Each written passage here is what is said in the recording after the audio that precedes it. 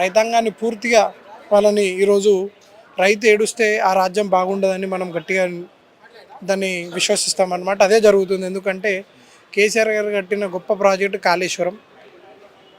అది ఇప్పుడు దాని నుంచి నీరు వదలక రైతులని అందరినీ కూడా హింస పెట్టడం జరుగుతుంది. నీరు లేకపోతే రైతు పంట ఎండవాలి ఇస్తాడు. సాగునీరుకి తాగునీరు కట్టిందే కాళేశ్వరం లాంటి ప్రాజెక్టు. మీకు కక్ష ఉంటే కేసీఆర్ గారి పైన తీర్చుకోండి, జైల్లో పెట్టండి. కానీ పేద ప్రజలను ఎందుకు మీరు హింసిస్తున్నారు అనేది కూడా ఆలోచించారు. రైతుల పరిస్థితి ఎట్లుంది, ఇప్పుడు ఎట్లుంది? అదే నేను చెప్తున్న మేనిఫెస్టోలో లేనిదే రైతు బంధు. కేసీఆర్ గారు 10,000 ఇవ్వాల్సిన ఆలోచన ఈ దేశ చరిత్రలో ఎవరికి కూడా రాలే ఆలోచన. అలాంటి పథకాన్ని రచించింది కేసీఆర్ గారు. ఒక ఆడబిడ్డ ఇంట్లో పెళ్ళి అయితే కళ్యాణ లక్ష్మి ఏదైతే రచించారో అది కూడా కేసీఆర్ గారు. కంటి వెలుగు తెచ్చింది కేసీఆర్ గారు. కడుపుతోనున్న గర్భిణీ స్త్రీలకి కేసీఆర్ కిట్ ఇచ్చింది కేసీఆర్ గారు. ఇలాంటి పథకాలన్నీ చెప్పుకుంటూ పోతే మనకి ఈరోజు కూడా సరిపోదు. అలాంటి పథకాలు రచించింది కేసీఆర్ రెడ్డి గారు. అంటాడు 10 ఏళ్ళు దోచుకున్నారు తెలంగాణ రాష్ట్రాన్ని అని చెప్పేసి మాట్లాడాడు కదా, దాని గురించి. అదే ఇప్పుడు కేసీఆర్ గారు దోచుకున్నారు అది అంటే ఆధారాలు మీరు నిరూపించాలి. అధికారంలో ఉన్న స్వయంగా నువ్వే ముఖ్యమంత్రివి, హోంశాఖ మంత్రివి కూడా నువ్వే. ఎంక్వైరీకి అయితే తెలుస్తుంది. అనునిత్యం అప్పులు చేసినారు, రాష్ట్రాన్ని ముంచినారంటే కేసీఆర్ అప్పు చేస్తే సెక్రటేరియట్ కట్టింది, కేసీఆర్ అప్పు చేస్తే యాదాద్రి కట్టింది, కేసీఆర్ అప్పు చేస్తే ఈ ఏదైతే రైతు బంధు అనే పథకాన్ని రచించిండు, కేసీఆర్ అప్పు చేస్తే ఫ్లైఓవర్లు నువ్వు తిరిగే ఏవైతే ఇప్పుడు విలాసవంతంగా ఏదైతే ట్రాఫిక్ లేకుండా తిరుగుతున్నావు అవన్నీ కట్టింది కూడా కేసీఆర్. కాళేశ్వరం లాంటి ప్రాజెక్టు కట్టింది కేసీఆర్. మీరు ఏదో మూసి పురనిధి అనేది తీసుకున్నారు, దాంట్లో తీసుకొని 1,50,000 కోట్లు అవినీతి చేద్దామని చూసారు. దాని మీద మా గౌరవ వర్కింగ్ ప్రెసిడెంట్ కేసీఆర్ గారు పోరాడినారు కాబట్టి దాంట్లో వెనక్కి తగ్గినారు. అంటే ఈ పక్క రాష్ట్రాలలో ఎలక్షన్లు జరిగినా ఏవి జరిగినా కూడా తెలంగాణ రాష్ట్ర సొమ్మును కొల్లగొట్టాలి, అక్కడ ఉన్న ఎలక్షన్లలో ఖర్చు పెట్టాలి.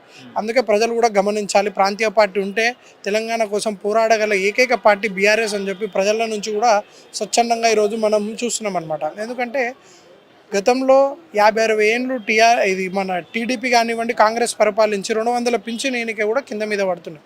అలాంటిది కేసీఆర్ గారు 2,000 పింఛన్ తీసుకుపోయింది కూడా కేసీఆర్ గారి ఘనత కదా. ఇవన్నీ ఏవైతే కేసీఆర్ గారు చేసిన ఘనత ఈ 10 ఏళ్ల కాలంలో ఇవన్నీ కూడా ఈరోజు ప్రజలందరూ కూడా దాన్ని గమనిస్తున్నారనమాట. కేసీఆర్ గారే ఈ రాష్ట్రానికి శ్రీరామ రక్ష, వారి బీఆర్ఎస్ ప్రభుత్వమే ఈ తెలంగాణకు కవచంగా మారిందని చెప్పి కూడా ప్రజలందరూ కూడా భావిస్తూ ఉన్నారు. మల్లన్న గారు కూడా ఈ మధ్య కేసీఆర్ గారికి కొంచెం పాజిటివ్గా మాట్లాడడం జరుగుతుంది. సో దాని గురించి ఏమంటారు?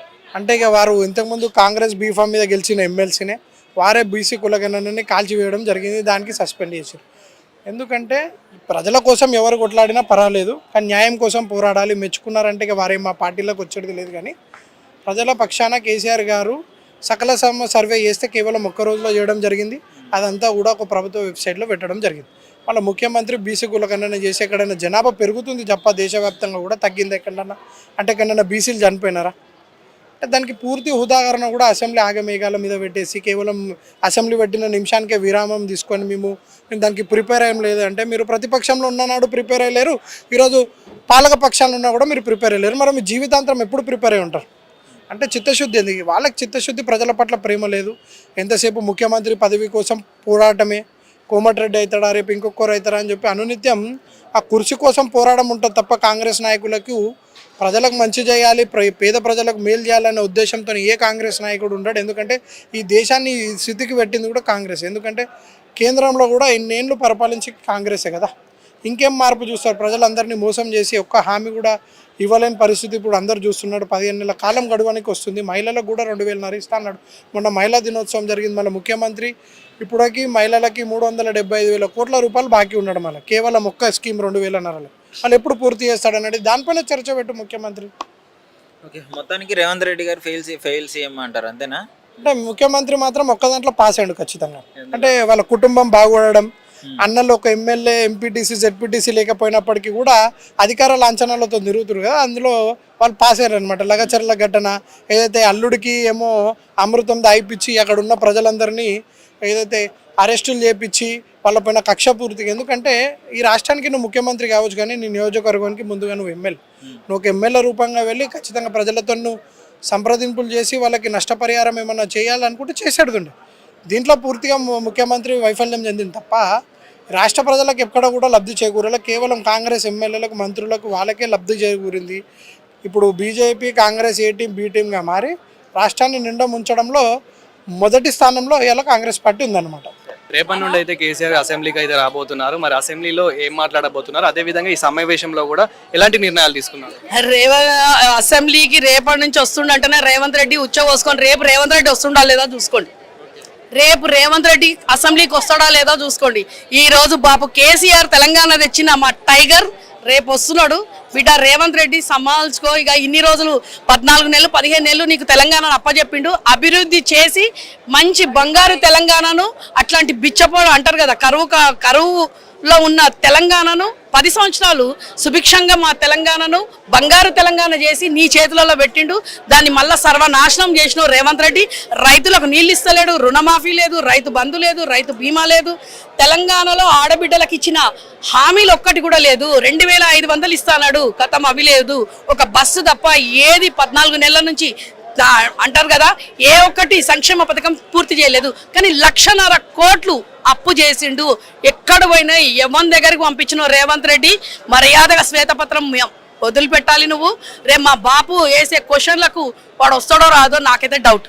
అంటే ఇప్పుడు కాంగ్రెస్ ప్రభుత్వంలో ఉన్న లీడర్స్ ఏమంటున్నారంటే కేసీఆర్ ప్రభుత్వమే అప్పుల పాలు చేసింది అండ్ మేము ఇచ్చిన హామీలలో దాదాపు అన్ని తీర్పుకున్నాము. బస్ సౌకర్యం అంటే ఉచిత బస్సు ఇచ్చాము, సిలిండర్ ఇచ్చాము, కరెంటు యూనిట్లు ఇది ఇచ్చామని చెప్పేసి వాళ్ళు కూడా మాట్లాడుతూ ఉన్నారు. అదేవిధంగా అంటే మీరేమంటారు దీనిపైన? కొంచెం నేను మీడియా ద్వారా కూడా ప్రజలకు కూడా చెప్తున్నా, తెలంగాణ ప్రజలు అంత పిచ్చోళ్ళు కాదు. ఆల్రెడీ 14 నెలల్లో కళ్ళు తెరిచిండ్రు. బండ బూతులు తిడుతుర్రు. ఏ సీఎంకు ఇండియా లెవెల్ కాదు ప్రపంచ లెవెల్లో ఏ సీఎంకి ఇన్ని తిట్లు పడలేదు.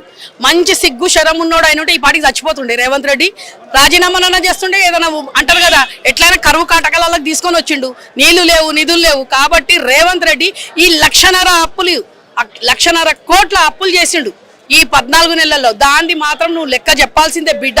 నువ్వు ఏ సంక్షేమ పథకానికి ఎంత నువ్వు చేసినావు, ఎవరికి ఎన్ని ఇచ్చినావు, ఎక్కడ రాహుల్ గాంధీకి ఎంత ఇచ్చినావు, మోదీ గారికి ఎంత ఇచ్చినావు చెప్పాలి రేవంత్ రెడ్డి.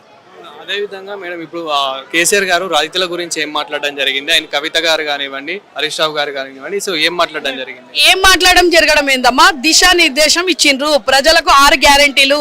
ఈ జూటా పార్టీ 420 అంటారు కదా, దానికన్నా 820 అంట. నేనైతే 420 కూడా కాదు. రేవంత్ రెడ్డి 820 రేవంత్ రెడ్డి గారు హామీలు ఇచ్చిండు. కాబట్టి హామీలు ఇచ్చిన తర్వాత ఏం చేసిండ్రు, ఎంత ఇచ్చిండ్రు, ఆ హామీలన్నీ మళ్ళా అంటారు కదా నడ్డి వంచి బాంతో చేపించే వరకు వదిలిపెట్టేది లేదు.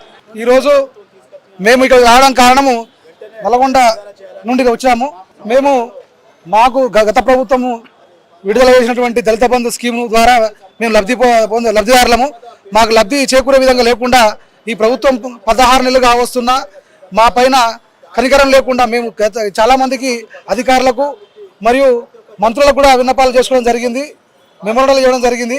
అయినా కూడా ఇప్పటిదాకా కాలయాపన చేస్తూ ఇక మమ్మల్ని ఓపిక నశించే విధంగా చేస్తూ ఉంది. కాబట్టి ఈ ప్రభుత్వం పైన ప్రధాన ప్రతిపక్షమైనటువంటి బీఆర్ఎస్ పార్టీ వాళ్ళే మాకు న్యాయం చేస్తారని ఆశించి రేపు జరిగేటువంటి అసెంబ్లీలో మా గొంతుకగా ఈ దళిత బంధు లబ్ధిదారుల గొంతుకయ్యి మా పక్షాన మాట్లాడాలని కోరుకుంటూ మేము ప్రధాన ప్రతిపక్షం అయినటువంటి కేసీఆర్ గారిని ఈరోజు కలవడం జరిగింది. అట్లాగే శాసన మండలి ప్రధాన ప్రతిపక్ష నేత అయినటువంటి మధుసూదన్ గారు కూడా కలిసి మా విన్నపాన్ని వినియోగించడం జరిగింది. రేపు జరిగేటువంటి అసెంబ్లీలో కానీ శాసన మండలిలో కానీ మా గొంతుకై వినిపించి ఈ లబ్ధిదారులకు న్యాయం చేసే విధంగా వాళ్ళు మాట్లాడి మాకు లబ్ధిని చేకూర్చే విధంగా చేయాలని కోరుకుంటూ జై భీమ్. మేము మంత్రి నియోజకవర్గం పెద్దపల్లి జిల్లా మంత్రి నియోజకవర్గం నుంచి రావడం జరిగింది. గౌరవ మాజీ ముఖ్యమంత్రి వర్యులు కేసీఆర్ గారిని కలిసి మరి గత ప్రభుత్వం తీసుకొచ్చినట్టు దళిత బంధు పథకాన్ని కాంగ్రెస్ ప్రభుత్వం ఓట్ల రాజకీయంగా మార్చి నిర్వీర్యం చేస్తుంది. ప్రభుత్వం ఏర్పడి 15 నెలలు గడిచినా కూడా మరి దళిత బంధు పథకం మీద ఎలాంటి ప్రకటన చేయకుండా, అలాగే మరి మేనిఫెస్టో కమిటీ చైర్మన్గా ఉన్నటువంటి రాష్ట్ర ఐటీ మంత్రి శ్రీధర్ బాబు గారు మరి మేము అధికారంలోకి వస్తే అంబేద్కర్ అభయస్థం మీద 12 లక్షలు ఇస్తామని చెప్పన్నాడు. మరి ఆ పథకాన్ని కూడా కొనసాగించలేదు. కాబట్టి ఈ బడ్జెట్ సమావేశంలో నిధులు కేటాయించి అంబేద్కర్ అభయస్థం పథకాన్ని కొనసాగించాలి. రాష్ట్ర వ్యాప్తంగా ఉన్న దళితులందరూ కూడా అంబేద్కర్ అభయస్థం పథకాన్ని కొనసాగించుకుంటూ మరి గత ప్రభుత్వం తీసుకొచ్చినట్టు దళిత బంధు నిధులు వెంటనే విడుదల చేయాలని చెప్పి ప్రభుత్వాన్ని మేము డిమాండ్ చేస్తున్నాం. లేని పక్షంలో మరి మంత్రుల ఛాంబర్లో కానీ మంత్రుల ఆఫీసులో కానీ ధర్నా చేసి మరి ప్రభుత్వానికి మా యొక్క దళితుల యొక్క చిత్తశుద్ధి చూపించి మరి ఖబర్దార్ అని చెప్పి ఈ సందర్భంగా చెప్తున్నాం. మరి ఏదైతే మీరు ప్రకటించిండో ఆ పథకాన్ని కొనసాగించాలి. ఇంతవరకు దళితులను ఓటు చేసే యంత్రాలుగా మాత్రమే చూసిన తప్ప మరి దళితులను దళితులుగా చూడలేదు.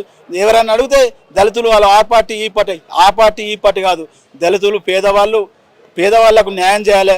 ప్రభుత్వాలు ఉన్నది ఎందుకు, అట్టడుగు వర్గాలకు న్యాయం చేయాలనే ప్రభుత్వ సంకల్పం. కాబట్టి మరి సంపన్నులకే సంపద పంపిణీ కాకుండా మరి పేద వర్గాలకు ఆ సంపదన పంపిణీ జరిగిన రోజు మా బిడ్డల భవిష్యత్తు కోసం లేక మాదేదైనా కుటీర పరిశ్రమ ఏదైనా ఉపాధి అవకాశాల కోసం ఆ 10 లక్షల రూపాయల నిధులు మాకు పనికొస్తాయని చెప్పి ఈరోజు మేము ప్రభుత్వాన్ని డిమాండ్ చేస్తున్నాం. లేని పక్షంలో ప్రతి గ్రామాన కాంగ్రెస్ నాయకులు కానీ కార్యకర్తలు కానీ వస్తే చావుటప్పు మోగించుకుంటూ రాబోయే స్థానిక ఎన్నికల్లో ఆ ప్రభుత్వానికి ఖచ్చితంగా మేము బుద్ధి చెప్పుతామని చెప్పి ఈ సందర్భంగా ఆ ప్రభుత్వాన్ని డిమాండ్ చేస్తున్నాం. జై భీమ్, జై తెలంగాణ. మల్లన్న గారు కూడా రీసెంట్ గా బయటికి రావడం జరిగింది. అధికారంలో ఉన్న పార్టీ నుంచి బీసీ నినాదం ఎత్తుకున్నారు. సో దాని గురించి మీ అభిప్రాయం? మల్లన్న గారు మరి ఆయన ఎమ్మెల్సీగా ఎన్నికై మరి కాంగ్రెస్ ప్రభుత్వం ఏదో చేస్తుంది ఏదో పడగొడుతుంది అని చెప్పి అనుకున్నాడు. కానీ ఈ ప్రభుత్వంతో ఏమి అయ్యేటట్లేదు. మరి నా వర్గమైన బీసీ వర్గానికి కూడా అన్యాయం జరుగుతుంది.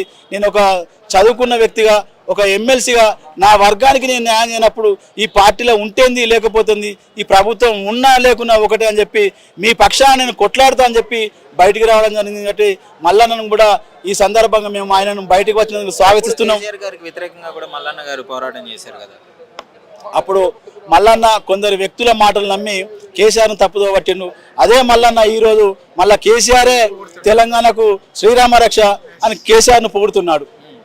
మరి ఆ కేసీఆర్ యొక్క పని విధానం, రాష్ట్రంలో కేసీఆర్ చేసిన అభివృద్ధి కార్యక్రమాలు అది ఇప్పుడున్న ప్రభుత్వం రేవంత్ రెడ్డి ప్రభుత్వం దాన్ని చెరిపివేయాలని చూస్తుంది. కానీ ప్రజలు తన గుండెల్లో పెట్టుకున్నారు కేసీఆర్ చేసిన అభివృద్ధిని కానీ డెవలప్మెంట్ కానీ మరి మౌలిక వసతులు కల్పించడం కానీ.